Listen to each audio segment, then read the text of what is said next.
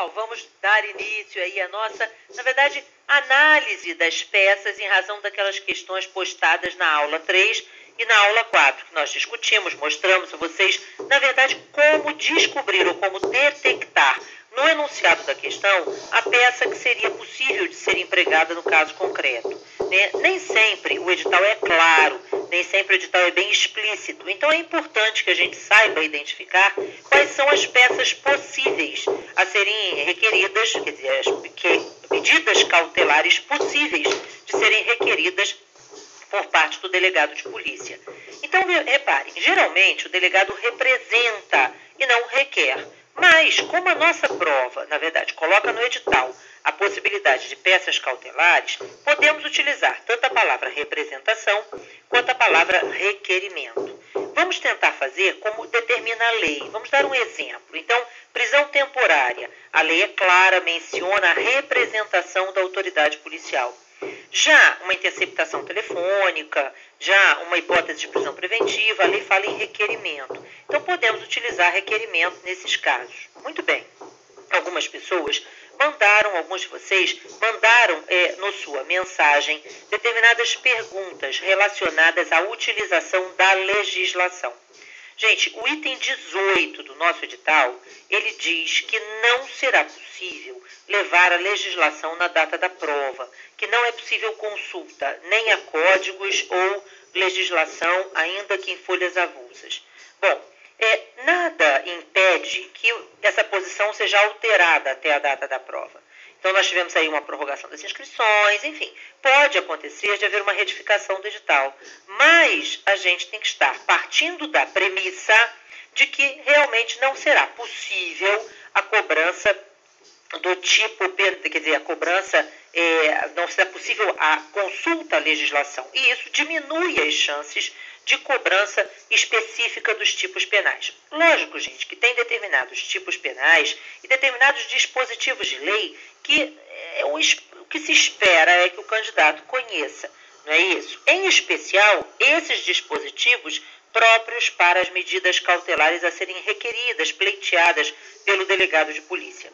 Então, para facilitar nosso trabalho, eu fiz assim um roteirinho com aquela legislação a ser indicada, a ser mencionada nas petições no momento do requerimento daquela medida cautelar, certo? Afinal de contas, o ideal é que a peça esteja fundamentada.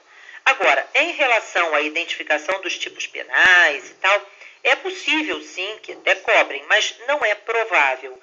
Então, não temos bola de cristal, não sabemos como virão os espelhos de correção, mas sejamos sinceros, não existe condição de você simplesmente decorar todos os artigos com todos os tipos penais, todas as hipóteses de aumento, todas as hipóteses de qualificação, enfim, sem ter acesso à legislação na hora da prova, fica difícil a cobrança daquele ponto. Mas, veja só, isso não significa que você não tenha que escrever, que na verdade discorrer sobre a conduta praticada pelo agente. Uma coisa é não conhecer o número, outra coisa é não conhecer das condutas penalmente previstas em lei. Então, é preciso que você saiba, obviamente, discorrer sobre o tema, mostrar o conhecimento em relação à identificação do crime, embora não necessariamente haverá uma cobrança de determinados tipos. Quando acontece de uma prova não permitir o acesso à legislação,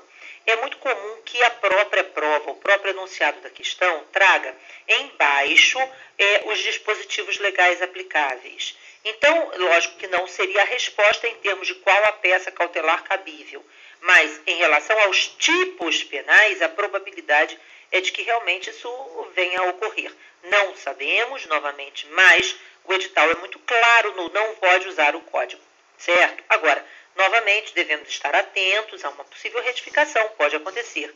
Já existiram aí provas CESP, em que a possibilidade de usar o código existia, e já existiram provas CESP em que não era possível a utilização do código. Então, na verdade, os espelhos de correção variam, certo? De acordo com as possibilidades no momento da elaboração das respostas por parte dos candidatos. Muito bem.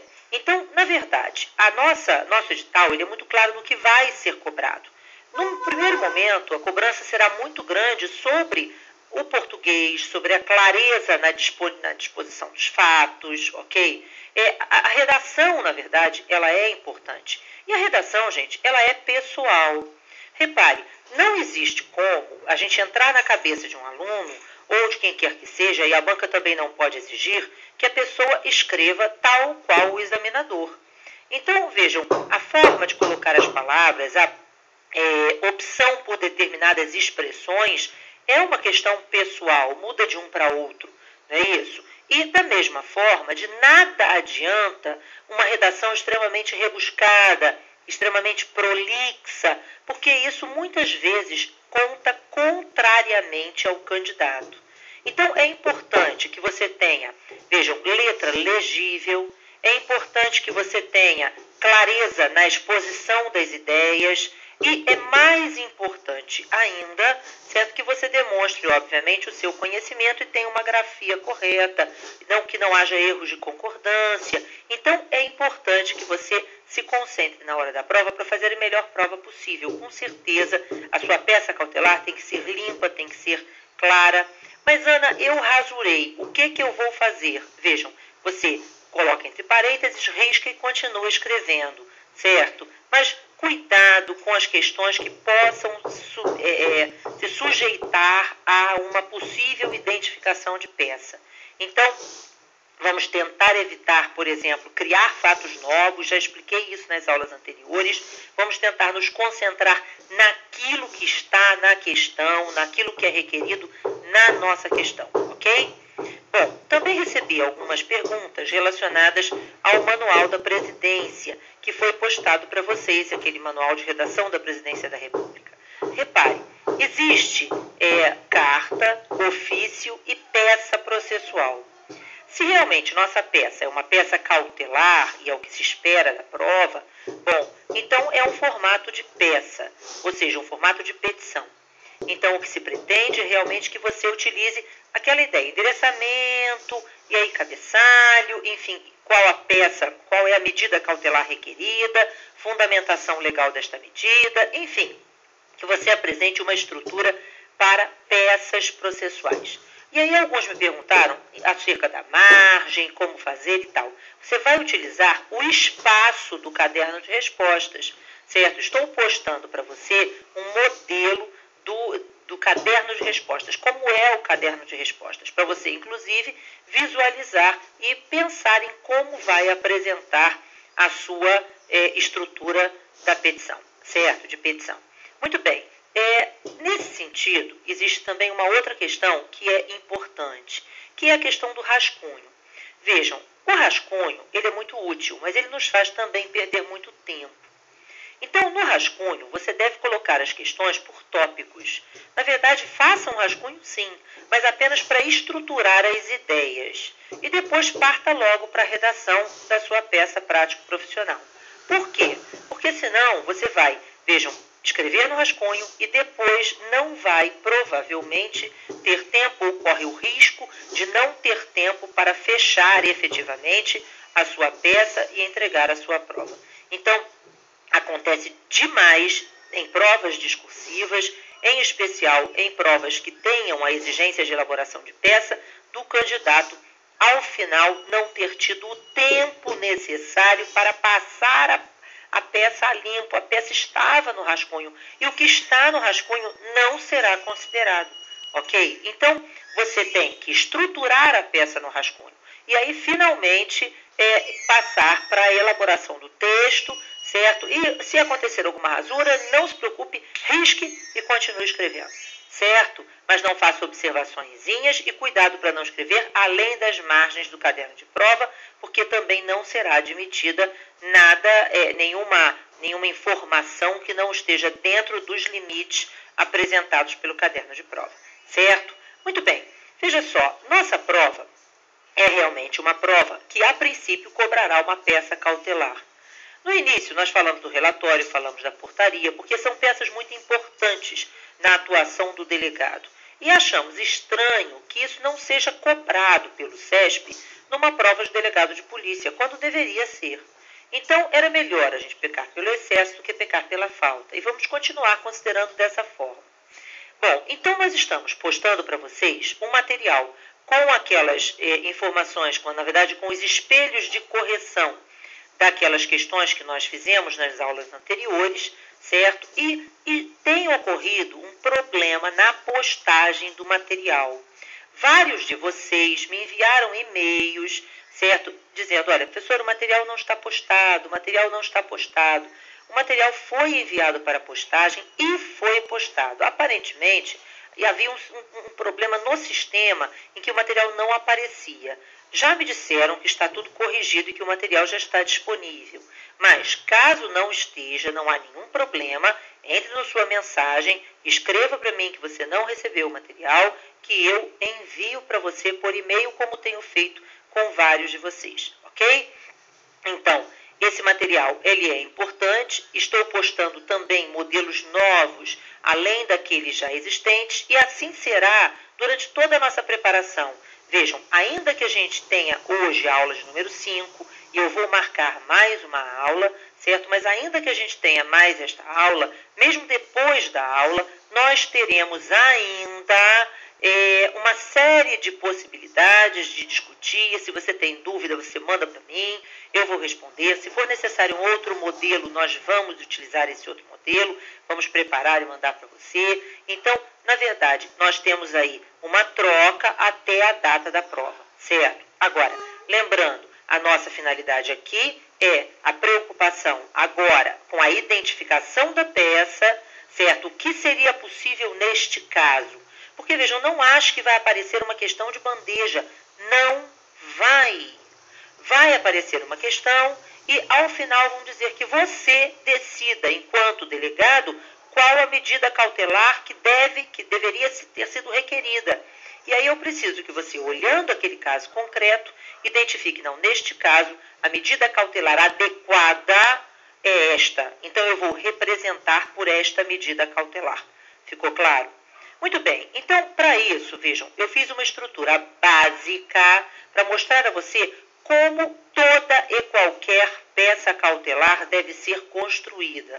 Então vamos dar uma olhada nisso? Mostra para mim, Sabrina. Então vejam, essa seria a estrutura das peças de representação ou requerimento de medidas cautelares. Então veja só, a primeira discussão se dá em torno do endereçamento. Reparem, a quem endereçar aquela petição requerendo a medida cautelar? Lógico, se você vai requerer uma medida cautelar, esta medida cautelar deve ser requerida ao juiz competente, ok? Agora, como assim ao juiz competente? E quem é o juiz competente? Novamente, nós temos que tomar muito cuidado na hora da prova. E por que a gente tem que tomar muito cuidado? Porque a gente não pode exceder os limites daquilo que foi fornecido na questão. Não invente. Ficou claro? Se a questão diz que é o juiz tal, então é o juiz tal. Certo? Agora, se a questão não identifica qual o juízo, certo? Por favor, não invente dados que não estejam indicados na questão. Ok?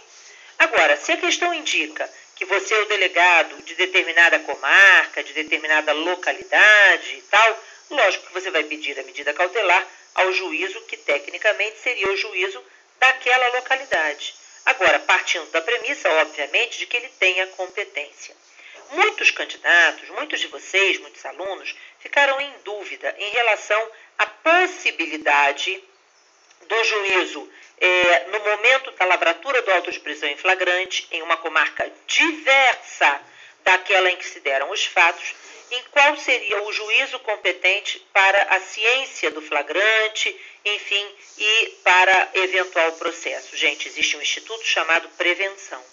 O ideal, quando ocorre uma captura em local distinto do local dos fatos, vejam, não há dúvida, a lei determina que aquele preso seja conduzido até a delegacia mais próxima, onde será autuado em flagrante.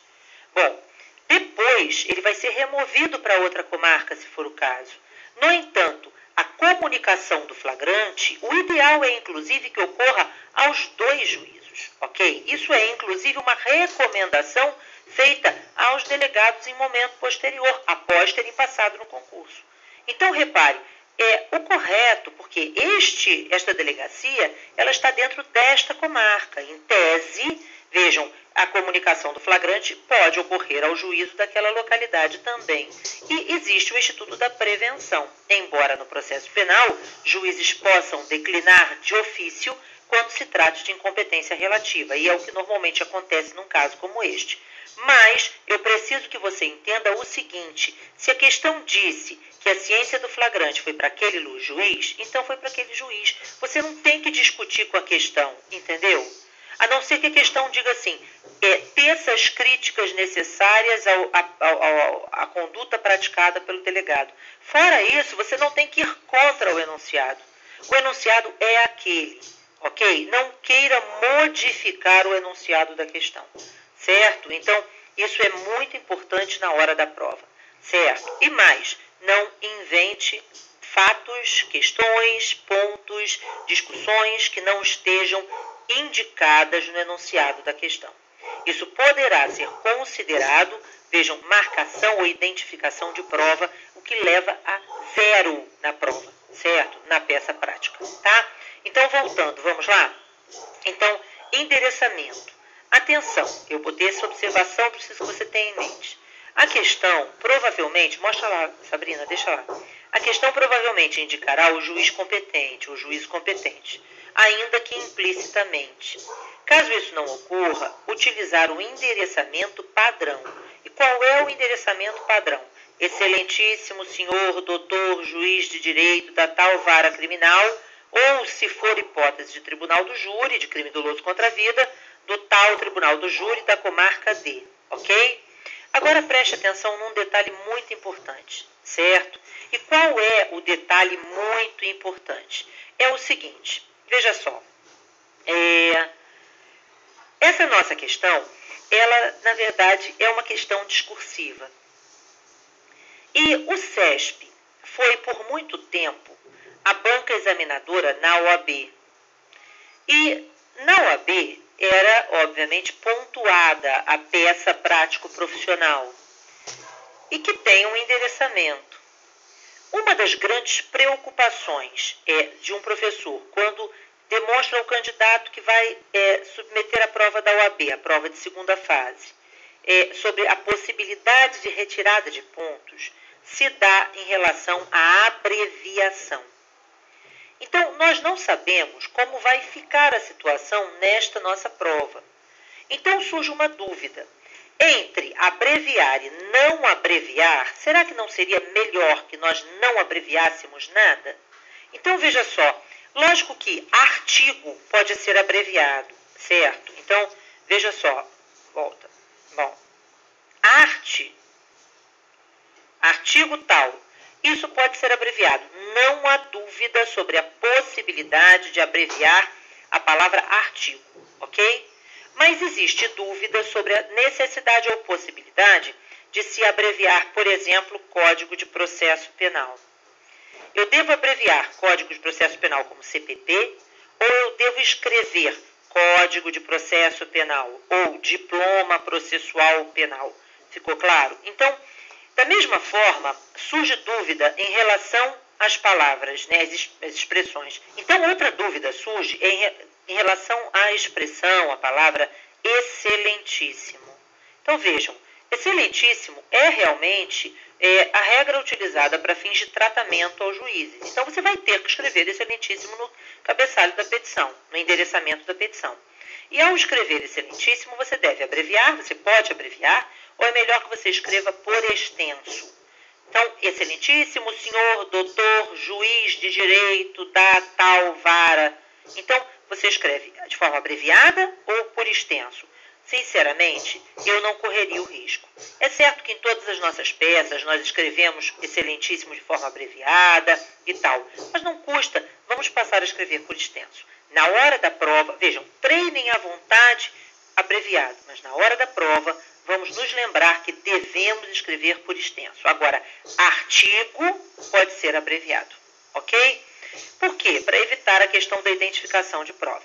Mas, Ana, isso é um absurdo e tal. Eu também acho, mas eu não quero que você corra o risco, tá? Então, voltando, certo? Então, cuidado na hora da questão. Se realmente a questão indica qual o juízo que, porventura, já está sendo cientificado dos autos, de alguma forma já realizou outras medidas, enfim, na verdade, proferiu outras decisões cautelares que o tornaram prevento, etc., você vai utilizar o juiz indicado na questão. A não ser que a questão realmente coloque as coisas de uma forma flagrantemente absurdas, assim, algo como um juízo absolutamente incompetente e demonstrando nitidamente que quer cobrar de você o conhecimento sobre a competência para processo de julgamento, no caso, ok? Agora, se a questão não enseja isso, não demonstra isso, certo? A gente vai partir do básico. Mas, Ana, como é que eu vou saber isso? Então, a minha preocupação para a gente marcar essa próxima aula, para a gente ter mais uma aula, é exatamente garantir esse tipo de dúvida, né? Mostrar a você, olha, isso aqui é uma questão dúbia, nessa questão dúbia você tem que tomar cuidado com isso, certo? Você tem que tomar cuidado com aquilo e tal. E mostrar a vocês mais uns casos de medidas cautelares possíveis de serem requeridas, ok? Então, vamos nós voltando. Então, repare. Primeira coisa, endereçamento, excelentíssimo senhor doutor juiz de direito da vara criminal ou tribunal do júri da comarca tal, certo? Então, a questão não disse qual é o juízo, então não invente, não coloque Salvador. Ah, não, da comarca de Salvador, a questão não disse se era em Salvador? Se a questão disser que é Salvador, muito bem. Se a questão não disser que é Salvador, então não é Salvador, ok? A questão não disse, então não é, certo? Muito bem, voltando. Mas, depois disso, vamos ao cabeçalho da nossa peça, não é isso? Que é a identificação, obviamente, daquele requerente, certo? E aí nós vamos, obviamente, partir da premissa de que existe um inquérito instaurado. Se você está requerendo uma medida cautelar, se você está representando por uma medida cautelar, provavelmente existe um inquérito de número tal. Então, você vai escrever inquérito número tal. Ana, eu posso, nesse inquérito número tal, colocar número abreviado? Isso pode. Número pode, artigo pode, certo? O que eu não quero é que você abrevie Vossa Excelência, que você abrevie Excelentíssimo, que você abrevie, certo? Então vamos tentar evitar. Mas, Ana, será que tira ponto? Não sei, gente. Melhor não correr risco, tá? Voltando. Então, a Polícia Civil, mostra lá, Vanessa, Sabrina. A Polícia Civil do Estado, tô até doida. A Polícia Civil do Estado tal, certo? Através do delegado de Polícia Civil subscritor, matrícula número tal, titular da tal delegacia de polícia, no uso de suas atribuições e com fundamento no artigo tal, venha Vossa Excelência requerer ou apresentar. Ana, por que requerer ou apresentar? Vamos imaginar que você utilize a expressão requerimento de prisão preventiva. Então, requerer a decretação da prisão preventiva, certo? Agora, se você diz representar pela prisão temporária ou apresentar representação pela prisão temporária, então você vai preferir o termo apresentar do que o termo requerer. Então, na verdade, é uma questão de opção, certo? Você pode optar por uma ou por outra. É apenas uma ideia, gente. O importante é que você se lembre que a sua petição vai necessariamente ser uma petição elaborada pelo delegado de polícia. É um requerimento do delegado, uma representação do delegado. Então, você não pode esquecer de indicar que é a Polícia Civil, o delegado de Polícia Civil, lotado na delegacia tal, matrícula número tal. Ok? Isso é importante. Certo? Voltando. Então, após a elaboração do cabeçalho, você vai ter necessariamente que indicar a peça. Não é isso? Então, uma representação por uma prisão temporária é um requerimento de interceptação telefônica, é um requerimento de uma busca e apreensão. Então, você vai ter que indicar ali, obviamente, no meio da sua peça, sempre centralizado, o nome, obviamente, da medida cautelar que está sendo pleiteada. E vai ter que indicar o dispositivo legal em que fundamenta o seu pedido. Neste caso, eu vou pedir que você tente guardar os artigos de lei aplicáveis. Vejam, se você não precisa necessariamente, ou se eu acho que não é preciso que você saiba de cor todo o Código Penal, mas eu acho que é preciso, necessário, que você saiba os dispositivos relacionados às medidas cautelares. Aí não é pedir muito, é você tentar se lembrar, olha só, como é que eu peço um sequestro de bens? Bom, eu vou pedir um sequestro de bens com base no artigo 125 do Código de Processo Penal. Certo? Então, a identificação da peça com a fundamentação legal. Certo? Então, isso é importante no momento da elaboração da sua petição. E, finalmente, você vai começar a fazer a narrativa dos fatos. Gente, toda e qualquer petição tem endereçamento, cabeçalho, identificação da peça, certo? E, em seguida, dos fatos.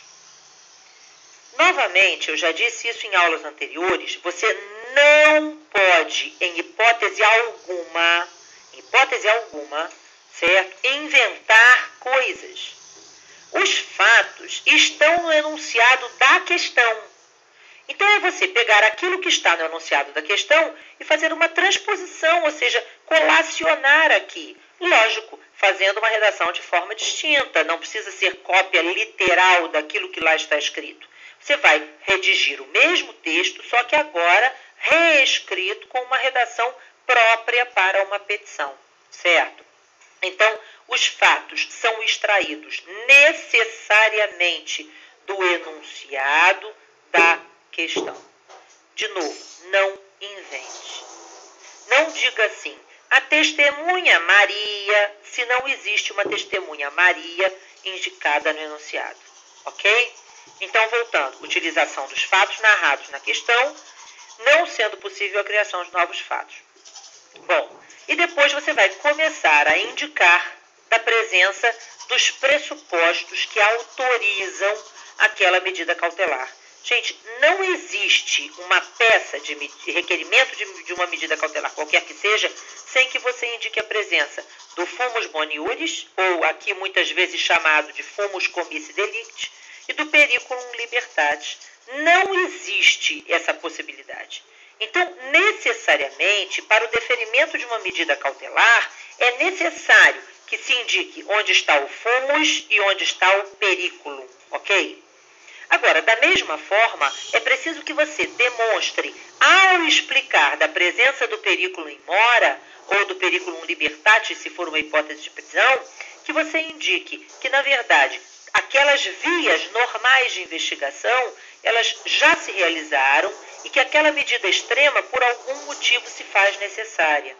Então, é importante que você diga qual a relevância da medida cautelar para a investigação.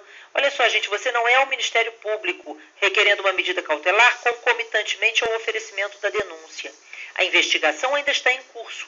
Este inquérito não foi ainda concluído e você precisa que a medida cautelar seja decretada, seja para garantir, por exemplo, os bens eventualmente adquiridos com produto do crime, seja para garantir a evolução ou a finalização das investigações ou a conclusão desse inquérito policial.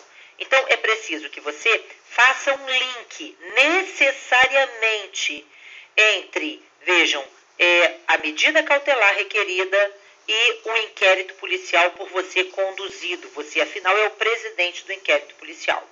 Então, de novo, gente, toda peça de medida cautelar, de requerimento de medida cautelar, terá endereçamento, a identificação do número do inquérito, o cabeçalho o delegado de polícia requer ou representa, a identificação de qual a medida cautelar requerida, a fundamentação legal desta medida cautelar, e depois você vai passar a narrar os fatos. Uma vez narrados os fatos, finalmente você vai começar a demonstrar o direito.